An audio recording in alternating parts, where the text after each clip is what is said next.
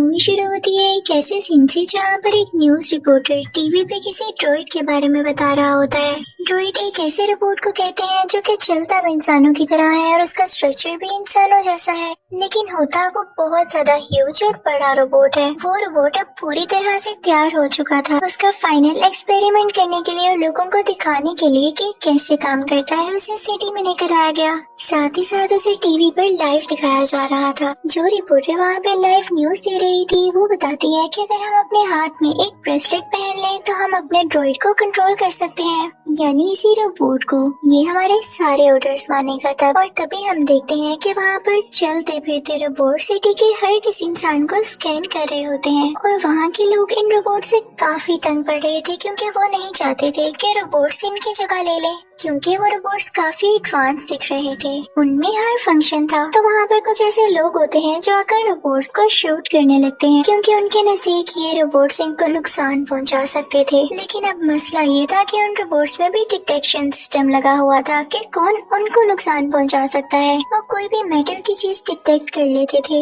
या अगर किसी इंसान के पास कोई वेपन है उसे भी। अब जब इंसान रोबोट्स पर हमला करते हैं तो आगे से रोबोट्स भी खुद को डिफेंड करने के लिए उन पर अटैक करते हैं, जिसकी वजह से कई इंसान मारे जाते हैं। एक आदमी जो उनमें मर चुका होता है उनका बेटा सामने आता है, उसके हाथ में नाइफ होती है। एक रोबोट उसे डिटेक्ट कर लेता है और बेचारे बच्चे को ही मार देता है। लेकिन टीवी पर जो न्यूज रिपोर्टर होता है उसे इस बात से कोई फर्क नहीं पड़ता। उसे तो बस उस कंपनी के सीईओ ने पैसे दिए थे कि तुम मेरे एड्स लगाओ, मेरे रोबोट्स की तारीफें करो। तो वो कहता है कि ये तो अच्छी बात है कि रोबोट्स में इतनी सेंस है कि खुद को डिफेंड करना है और मेटल जैसी चीजों को डिटेक्ट कर लेना है, ये हमारे बहुत काम आने वाला है। अब लाइव हम देख रहे होते हैं कि पूरा शहर तबाह हो रहा है उन्हीं रोबोट्स की वजह से। साथ ही साथ वो न्यूज रिपोर्टर ये भी बताने लगता है कि इस कंपनी का सीईओ जिसने ये रोबोट्स बनाए वो चाहता है कि और भी मुल्कों में और भी कंट्रीज में ये अपने ड्रॉइड्स छोड़े, यानी यही रोबोट्स, और साथ ही में वो उसकी फेवर भी करने लगता है। लेकिन फिर हम देखते हैं कि यहाँ के सेनेटर इस बात से मना करते हैं कि नहीं। अब सीन चेंज होता है एक पुलिस स्टेशन की तरफ और हम एक डिटेक्टिव मर्फी को देखते हैं। उसकी टीम उसे काफी गुस्सा हो रही होती है। बात दरअसल ये थी कि एक रात पहले मर्फी और उसका साथी किसी आदमी से मिलने गया था। उस आदमी ने कुछ एविडेंसेस चोरी किए थे और अजीब बात ये थी कि वो एविडेंसेस उन्हीं के पुलिस स्टेशन से चोरी हुए, यानी मर्फी को पता लग चुका था कि वो कोई ऐसा इंसान है जो उन्हीं के डिपार्टमेंट में है और उनके साथ धोखा कर रहा है। लेकिन दूसरी तरफ उस इंसान को भी पता चल गया कि मर्फी और उसका साथी डिटेक्टिव्स हैं और इन लोगों में काफी फाइट हुई, जिसकी वजह से मर्फी का साथी काफी जख्मी हो गया और इसी वजह से वो क्रिमिनल भी वहाँ से भाग गया और मर्फी उसको पकड़ ही नहीं सका। अब दूसरी तरफ कंपनी का सीईओ काफी परेशान बैठा होता है कि मैं तो किसी भी तरह करके अपने रोबोट्स को डिप्लॉय करूंगा ही करूंगा। बस इन लोगों को ये मसला है ना कि उनमें इमोशंस नहीं है, इंसानों जैसी फीलिंग्स नहीं है, तो क्यों ना हम इंसानों को और रोबोट्स को मिक्स कर दें, दोनों में इमोशंस भी हो जाएंगे और जो वो लोग चाहते हैं वैसा ही होगा। तो वो सीईओ अपने खास डॉक्टर से मिलता है। वो डॉक्टर से कहता है कि हमें एक ऐसा इंसान चाहिए होगा जिसके बॉडी पार्ट्स को हम रोबोट के साथ रिप्लेस कर सकें और इस चीज में आपको मेरा साथ देना होगा। मर्फी का वही साथी उस क्रिमिनल से मिलता है और उसको बताता है कि पूरा पुलिस डिपार्टमेंट अब तुम्हारे पीछे है। तो यहाँ पर हमें ये पता चलता है कि यही वो आदमी था जो कि इनके डिपार्टमेंट में सबको धोखा दे रहा था और इस क्रिमिनल के साथ मिला हुआ था। वो आदमी उस क्रिमिनल से कहता है कि हमें इसके लिए मर्फी को रास्ते से हटाना होगा, मैं तुम्हारा साथ दूंगा। तो वो लोग प्लान करते हैं कि हम मर्फी की कार में एक बॉम्ब लगा देंगे और वो जैसे ही अपनी कार के पास आएगा तो ये बॉम्ब एक्सप्लोड कर जाएगा और वो मारा जाएगा। फिर नेक्स्ट सीन में हम देखते हैं कि मर्फी अपनी वाइफ और बेटे के साथ अपने घर में होता है। उसकी बहुत ही प्यारी फैमिली थी और उनमें बहुत ज्यादा प्यार था कि तभी मर्फी को बाहर से अपनी कार की आवाज आती है और जब वो उसे चेक करने जाता है तो उसकी कार में लगा बॉम्ब एक्सप्लोड हो जाता है, जिसकी वजह से मर्फी की हालत काफी बुरी हो जाती है। वो बहुत ज्यादा जख्मी होता है। उसका कोई भी बॉडी पार्ट ऐसा नहीं था जो सही बचा हो। उसके हाथ, उसके पाँव, इवन उसकी आंखें, सब कुछ डैमेज हो चुका था। जब इस बात की खबर उस कंपनी के सीईओ को होती है तो वो फौरन अपने डॉक्टर से बात करता है कि यही वो इंसान है, यही है वो जो हमारे लिए अच्छा साबित हो सकता है। हमारे प्रोजेक्ट में इससे बेहतर इंसान हमें नहीं मिल सकता जिसको हम रोबोट में कन्वर्ट कर सके, तो उसी की जगह हम इसको रोबोटिक पार्ट्स लगा देंगे और इस तरह से ये जिंदा भी बच जाएगा। वो सब मिलके मर्फी की वाइफ को सब कुछ बताते हैं और उसे राजी करते हैं कि देखिए यही एक तरीका है आपके हस्बैंड को जिंदा रखने का।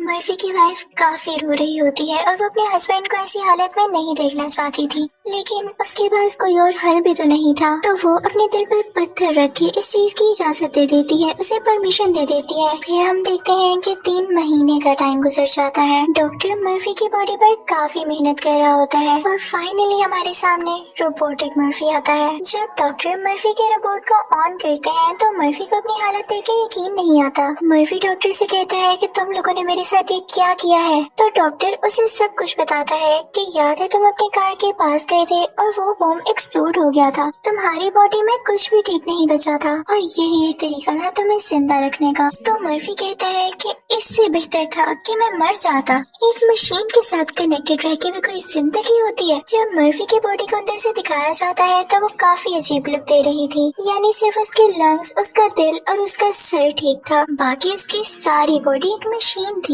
डॉक्टर उसे काफी समझाते हैं तो मर्फी को भी समझ आ जाता है कि इसके अलावा और कोई हल नहीं था और वो इस रियलिटी को एक्सेप्ट कर लेता है। फिर उसे बताया जाता है कि तुम्हें फाइटिंग करना सीखना होगी। डिटेक्टिव तो तुम पहले भी थे और ये तुम्हारे लिए फायदे की बात होगी, बस तुम अपनी शूटिंग और बेहतर कर लो और इसके लिए उसे काफी ट्रेनिंग दी जाती है। उसके बाद सीईओ सबसे कहता है कि हम अब एक रियल एक्सपेरिमेंट करेंगे, हम देखेंगे कि मर्फी ने अभी तक कितना सीखा है। वो उसकी वाइफ को भी वहाँ पर बुलाते हैं और मर्फी को एक ऐसी जगह लेकर आया जाता है जहाँ पे आसपास और बहुत सारे ड्रॉइड्स होते हैं, यानी बहुत सारे रोबोट्स होते हैं। अब उन लोगों की फाइट स्टार्ट होती है। काफी ज्यादा ड्रॉइड्स मर्फी पर अटैक करने लगते हैं, लेकिन मर्फी इतना स्ट्रॉन्ग होता है, उसमें इतनी स्किल्स होती हैं कि वो सब ड्रॉइड्स को हरा देता है और ये सब देख के सीईओ काफी खुश होता है। इस सक्सेसफुल ऑपरेशन के बाद मर्फी को पहली बार अलाउ किया जाता है अपनी फैमिली से मिलने के लिए। अब जब मर्फी पहली बार अपनी वाइफ और अपने बेटे के सामने आता है तो वो लोग काफी सैड होते हैं क्योंकि मर्फी अब पहले जैसा नहीं था,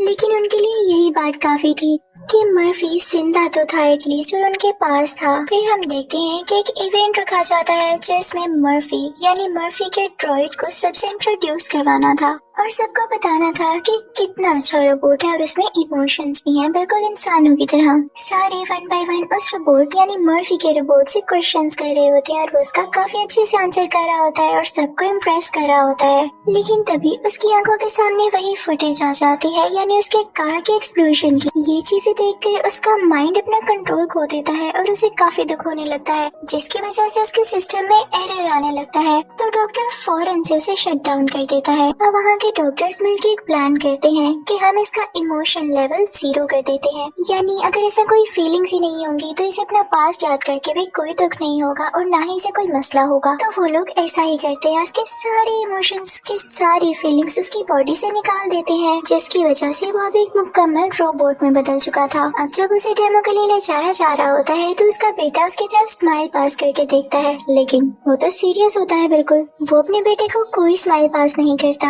और स्टेज पर जाते ही वो सब लोगों को स्कैन करने लगता है। वो काफी सीरियस फेस बनाकर सबको स्कैन कर रहा था और तभी वो एक क्रिमिनल को भी स्कैन कर लेता है और फौरन से उसे शूट कर देता है। सारे लोग जानते थे कि वो क्रिमिनल है तो उसको काफी अप्रिशिएट किया जाता है और यहाँ पर फाइनली उसे पास करके उसे रोबो कॉप का नाम दे दिया जाता है, यानी एक ऐसा कॉप जो कि रोबोटिक है।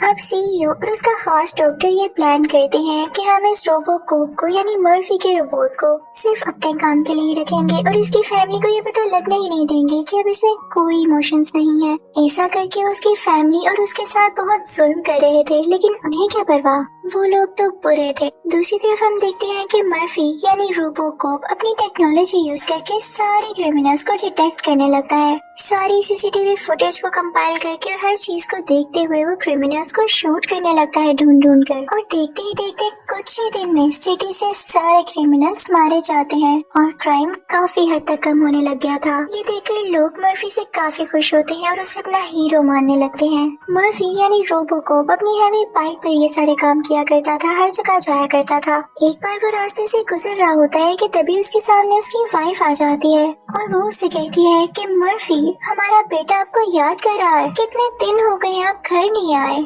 मैं आपके लिए कितनी वर्रिड हूँ। वो बेचारी यहाँ काफी परेशान होती है, लेकिन जब मर्फी उसे डिटेक्ट करता है तो उसे पता ही नहीं चलता कि वो परेशान है, तो वो उसे इग्नोर करता हुआ वहाँ से चला जाता है। जाहिर है अब उसमें इमोशंस जो नहीं थे, और ये बात मर्फी की वाइफ को बहुत हर्ट करती है। लेकिन नेचुरली था तो वो इंसान ही, तो वो अपने बेटे और वाइफ से रिलेटेड सीसीटीवी फुटेजेस को कैप्चर करने लगता है और उसे जोड़ने लगता है। उसे पता चलता है कि उसके इस तरह से बन जाने के बाद उसका बेटा कितनी मुश्किल में है। वो उसके फेस को डिटेक्ट करता है तो उसे पता चलता है कि वो काफी डरा हुआ है और काफी परेशान है। और फिर वो उस जगह की फुटेज को अपने माइंड में लाता है जहाँ पर उसकी कार में वो बॉम्ब एक्सप्लोड हुआ, तो उसे पता चलता है कि उसका बेटा भी ऊपर खिड़की से सब कुछ देख रहा था, तभी वो इतना डरा हुआ रहता है। मर्फी अपने घर जाता है और उसमें उसके इमोशंस वापस आने लगते हैं। ये बात जब डॉक्टर को पता चलती है तो उसे समझ नहीं आता कि कैसे इसके इमोशंस वापस आ रहे हैं। लेकिन अब मर्फी के दिल में उस क्रिमिनल के लिए बदले की आग पैदा हो चुकी थी, जिसने उसकी कार में वो बॉम्ब लगवाया, और ये सब होते हुए उसके बेटे ने देख लिया। वो उस क्रिमिनल को पकड़ने के लिए जाता है। रास्ते में उसे वही साथी मिलता है जिसने उस क्रिमिनल की मदद की थी। वो उसे ट्रैक करके उसका एड्रेस ले लेता है, लेकिन इस बात की खबर उस क्रिमिनल को पहले ही हो जाती है और वो वहाँ पे अपनी वेपन्स तैयार कर लेता है और सारी लाइट्स ऑफ कर देता है। लेकिन मर्फी में एक खास बात ये भी थी कि वो रात में देख सकता था, यानी नाइट विजन रखता था, और इसी बात का फायदा उठाते हुए वो उनके वेयरहाउस को तोड़ता हुआ उसके अंदर चला जाता है और अपनी नाइट विजन की एबिलिटी को यूज करके उन्हें डिटेक्ट करने लगता है और एक एक करके शूट करने लगता है। लेकिन वो लोग भी अपने वेपन्स बराबर यूज कर रहे थे, जिसकी वजह से मर्फी खुद भी काफी ज्यादा जख्मी हो जाता है। उसकी रोबोटिक बॉडी को भी काफी डैमेज होता है, लेकिन मर्फी अभी भी काफी ज्यादा पावरफुल था। वो फाइनली यहाँ पर उस क्रिमिनल को मार गिराता है और फिर उनके वेपन्स उठाता है और उस पर से सारे फिंगरप्रिंट्स लेता है, जिसके बाद उसे पता चलता है कि उसी के पुलिस स्टेशन में 2 लोग ऐसे हैं जिनके फिंगरप्रिंट्स इन वेपन्स पर हैं, यानी वही धोखेबाज लोग जो इस क्रिमिनल का साथ दे रहे थे। वो फौरन से पुलिस स्टेशन जाता है तो वो दोनों आदमी सब कुछ बोल देते हैं कि इसके पीछे हमारा हाथ नहीं, हमारी सीनियर ही है जिसने डर के मारे ऐसा करने को कहा हमें। मर्फी को ये सुन के काफी गुस्सा आता है कि ये तो मुझे डांट रही थी उस दिन और यही इसके पीछे रिस्पॉन्सिबल है, तो वो उसे शूट करने के लिए जाता है, लेकिन वहाँ पर मौजूद लोग उसे शट डाउन कर देते हैं। अब ड्रोइड्स बनाने वाली कंपनी सब लोगों को ये बताती है कि मर्फी में वीकनेस आ चुकी थी और जब तक हम कोई और हल नहीं निकाल लेते हम उसे ऑन नहीं कर सकते। अब सीईओ अपनी कंपनी के और लोगों से कहने लगता है कि अगर मर्फी को हमने जिंदा कर दिया तो उसमें इमोशंस तो पहले से ही वापस आ रहे हैं, और अगर उसमें सारे इमोशंस वापस आ गए तो उसमें अपनी फैमिली के लिए प्यार जाग जाएगा और वो हमसे दूर होकर अपनी फैमिली के पास चला जाएगा। इसका एक ही हल है कि हम उसे हमेशा के लिए शट डाउन कर दें, उसे मार डालें और सब लोगों से कहें कि वो बेचारा क्रैश हो गया, तो सब लोग हमारे साथ ही सिंपैथी करेंगे, हमारी फेवर करेंगे कि हमारा इतना पैसा भी लगा और हमें ये नुकसान भी उठाना पड़ा। अब सीईओ ये बात हर एक में फैला देता है।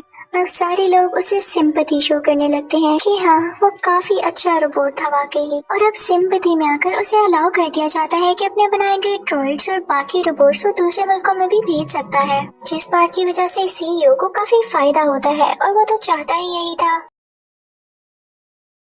सीईओ वाकई में मर्फी का प्लग हमेशा के लिए निकालकर उसे हमेशा के लिए खत्म करना चाहते थे, लेकिन इस बात की खबर उनके खास डॉक्टर को हो जाती है। अब हमें पता चलता है कि वो डॉक्टर बेचारा अच्छा था दिल का। वो फौरन से मर्फी के रोबोट के पास जाता है और उसे फौरन से एक्टिवेट करके उसे सब कुछ बता देता है कि सीईओ तुम्हारे साथ ये करने वाला है, तुम फौरन यहाँ से भाग जाओ। मर्फी कुछ नहीं सुनता और अपनी बाइक लेके फौरन वहाँ से चला जाता है। वो कंपनी के सीईओ की जगह पर जा रहा होता है और उस सीईओ को भी खबर हो जाती है कि मर्फी उसकी तरफ आ रहा है। वो सीईओ उस जगह के चारों तरफ अपने ड्रोइड्स लगा देता है, यानी वही रोबोट्स जो मर्फी से लड़ने वाले थे। अब जनाब एंट्री होती है मर्फी के रोबोट की, यानी रोबोकॉप की। वो अपनी बाइक के साथ इस बिल्डिंग के अंदर आता है, लेकिन बाकी सारे ड्रोइड्स उस पर अटैक करने लगते हैं। तो क्या मर्फी किसी से कम था? वो भी उनसे फाइट बैक करने लगता है। वहाँ पर काफी ज्यादा ड्रोइड्स थे जो उस पर मुसलसल अटैक कर रहे थे और इसकी वजह से मर्फी का एक बाजू डैमेज हो जाता है। है। तभी वहाँ पर मर्फी का एक दोस्त आ जाता है जो कि मर्फी की जान बचाता है उन बाकी रोबोट्स के सामने आके, क्योंकि वो ड्रॉइड्स इंसानों को नुकसान तब तक नहीं पहुँचाते थे जब तक इंसान उन्हें कुछ न कहते, तो वो उन्हें रोके रखता है। तभी वहाँ पर उस CEO का साथी आ जाता है और उसके हाथ में वही ब्रेसलेट होता है जिसकी वजह से वो इस ड्रॉइड को यानी रोबोकॉप को कंट्रोल कर सकता था,